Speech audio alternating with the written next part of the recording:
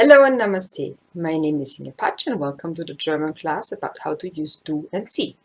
There is also a German version of this class, so if you have already a higher level, I recommend you to look at the German version.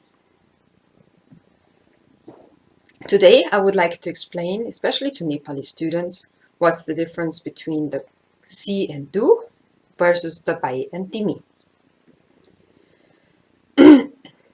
See and do and the beiing and timi, they have certain similarities. Both are normally when we meet persons whom we didn't know. We would use see, for example, same as we use in Nepali dabai. See or dabai is both expressing a respect to another person, versus do or timi shows us that there is a close relationship or friendship between someone. Also, do is used more often in villages, versus see is more related, see or dabai is more related to the city areas. But we cannot say that dabai is see and timi is do because there are certain differences. One is that if we use in German language see, we always have to use the family name together with Herr oder Frau in front of it.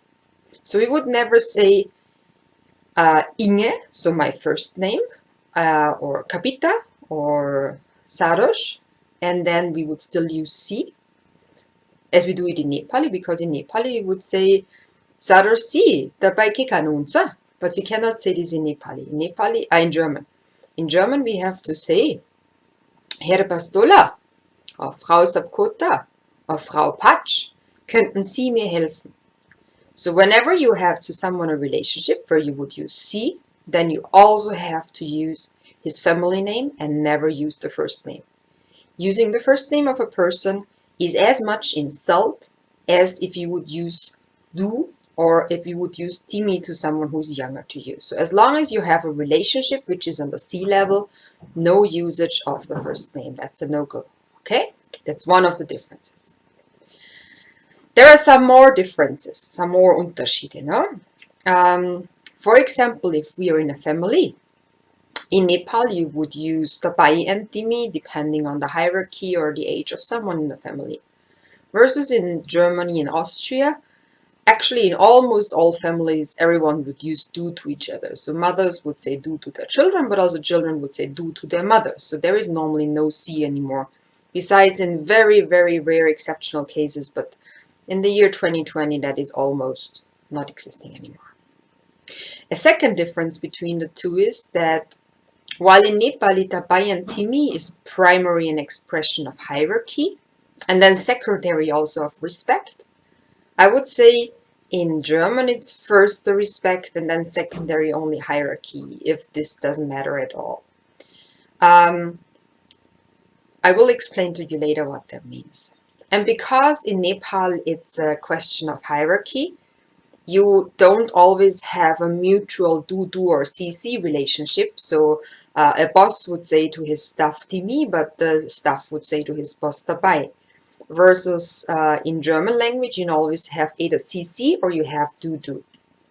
So this Gegenseitigkeit means that whenever it is actually the relationship between two people which is deciding what you use. So you don't have to actually know if a person is older or younger than you.